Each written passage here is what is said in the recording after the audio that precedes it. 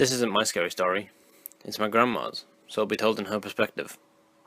My grandma and her friend, who are still friends to this day, were around 10 years old when this happened to them.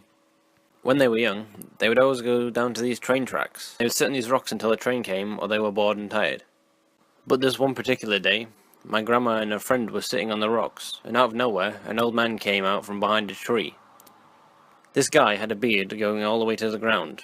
He also wore a coat that went to the ground too. The guy started walking towards them, and they didn't even think about anything. They just ran out of the woods and went home. About a week or so later, my grandma came home from school. As she was the first one home, she would have to wait an hour before her family got home.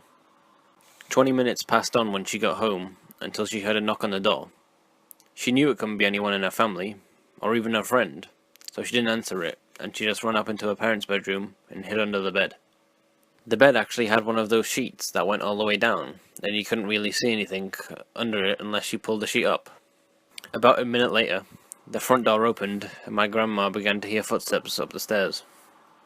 The footsteps stopped in her parents' bedroom.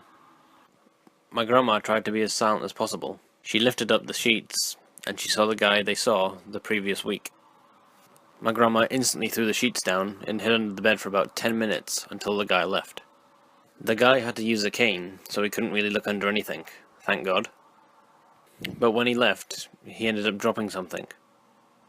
When my grandmother thought she was safe, and she was sure that he was gone, she went out to see what he dropped. What he dropped was a knife. To this day, whenever my grandmother talks about this around her friend instantly tells her to be quiet and never talk about it again. It scares me to this day to think about what would have happened if the guy had caught my grandma. Would I be alive today telling her story? This question, I'll never get the answer to.